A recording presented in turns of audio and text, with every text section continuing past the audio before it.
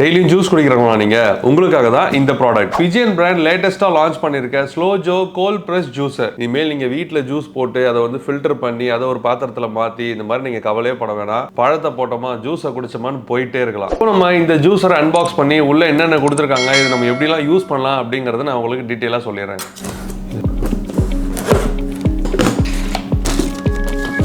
ஜூஸரோட motor, அதுக்கப்புறம் container and உள்ள பார்த்தீங்கன்னா உங்களுக்கு ஃபில்டர் கொடுத்துருக்காங்க. இந்த பக்கமாக உங்களுக்கு ஜூஸ் வந்துடும். இப்படி நீங்கள் ஓப்பன் பண்ணோடனே ஃபுல்லாக ஜூஸ் உங்களுக்கு வந்துடும். ஸோ நம்ம பக்காவாக அன்பாக்ஸ் பண்ணியாச்சு. இப்போ நான் இதை அசம்பிள் பண்ணிக்கிட்டே இது என்னென்ன ப்ராடக்ட், இதனுடைய நேம் என்ன அப்படிங்கிறத நான் சொல்லிடுறேன். பிஜியன் பிராண்டோடைய ஸ்லோ ஜோ கோல்ட் பிரஸ் ஜூஸருடைய மோட்டார் இதுதான் மெயின் யூனிட். அண்ட் இதுக்கு மேலே பார்த்துக்கிட்டிங்கன்னா நீங்கள் கண்டெய்னர் நீங்கள் ஜஸ்ட் இப்படி ஃபிக்ஸ் பண்ணாலே போதும். அண்ட் தென் ஃபில்டர் கொடுத்துருக்காங்க. இந்த ஃபில்டர் எதுக்கு அப்படின்னு பார்த்துக்கிட்டிங்கன்னா நீங்கள் ஃப்ரூட்டை போடும்போது அதில் உள்ள இருக்கிற சக்கை சீட்ஸ் அதெல்லாமே வந்து உங்களுக்கு ஜூஸில் வராது. அதனால தான் இந்த ஃபில்டர் கொடுத்துருக்காங்க. ஸோ இப்போ நம்ம ஃபில்டரை ஃபிட் பண்ணியாச்சு. இதுக்கு பேர் ஆகர். இது நல்லா வெயிட்டாக இருக்குது. இதுதான் நீங்கள் மேலே போடுற ஃப்ரூட்டை உங்களுக்கு நல்ல ஜூஸாக அரைச்சி உங்களுக்கு ஃபில்டரில் தள்ளும்.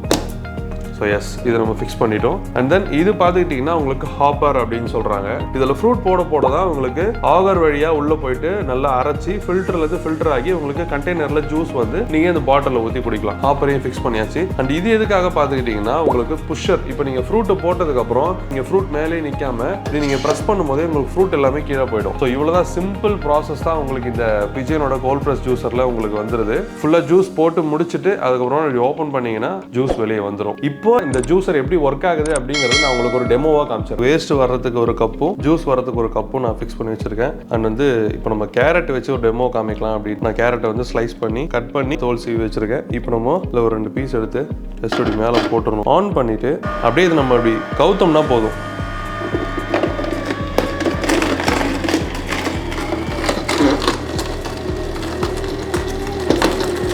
ஸோ உங்களுக்கு இதில் ஜூஸ் வர்றது உங்களுக்கு தெரியும். ஸோ இந்த இடத்துல சக்கை தனியாக வந்துடுது.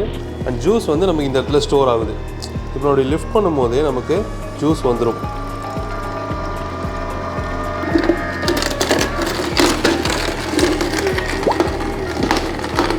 ஸோ உங்களுக்கு இந்த இடத்துல தெரியும் அந்த ஆகர் வந்து எந்த அளவுக்கு நமக்கு டைட்டாக வந்து இதாகுது அப்படின்னு பார்ப்பீங்க. ஸோ நமக்கு எந்த அளவுக்கு ஃப்ளோ வருது பாருங்கள்.